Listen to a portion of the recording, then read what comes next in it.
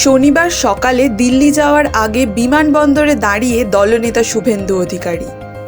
শাহজাহান অধরা করবে না, ভোট করে না, করার কালীঘাটে টাকা ডিজির সেদিন রাতের লঞ্চ সফর। ধরতে যায়নি, ড্যামেজ রিপেয়ারিং জমি ফেরত শাহজাহান, তার আগেই তো আমি কি জমি ফেরত করে দিচ্ছি। ডিড রেকর্ড যার যা আছে সবাই প্রায় পজিশন নিতে শুরু করেছে। তার জন্য পুলিশ আর মমতা ব্যানার্জিকে লাগবে না। আমার জমি আমি নেব, তার জন্য পুলিশের কী আছে? ওই জমি ফেরত করতে। আর উনি জেলিয়াখালি বলে যে জায়গাটা আমার যাওয়ার কথা আছে, সেখানে গেছিলেন শিবু হাজরার ম্যানেজার ভানু মণ্ডলকে খুঁজতে।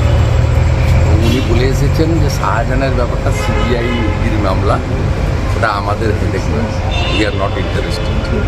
উনি গেছেন ড্যামেজ কন্ট্রোল করতে, কারণ উনি তো এখন পার্টিরও প্রেসিডেন্ট। সুব্রত বক্সিকে কোথাও দেখা যায় না। ওই কাজটা রাজীব কুমারকে মমতা ব্যানার্জি দিয়েছে। সন্দেশখালী কি দ্বিতীয় নন্দীগ্রাম হতে চলেছে? হ্যাঁ, বশ্যতা বিরোধী সংগ্রাম। এখানে নন্দীগ্রামে যেগুলো ছিল সবগুলোই আছে। ওখানে ল্যান্ড অ্যাকুইজিশন দিয়ে শুরু হয়েছিল।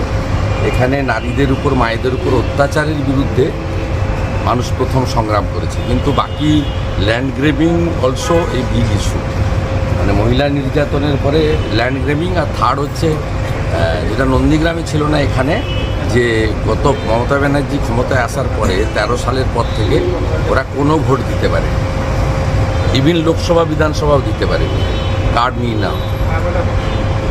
তো ভোট লুট, গণতন্ত্র হত্যা, নারী নির্যাতন সীমাহীন, আর জমি দখল, তিনটে বিগ ইস্যুর উপরে বশ্যতা বিরোধী সংগ্রাম হচ্ছে।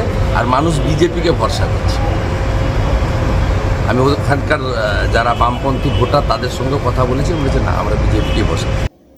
শিখদের নিয়ে মন্তব্য। আমি ওই আইপিএস অফিসারের সামনে দাঁড়িয়ে আমি এটা থ্রো করেছি, বা কেউ বলেছে, যা বলবেন স্বীকার করে নেবেন। ওটা ম্যানুফ্যাকচার পিকচার ভয়েস।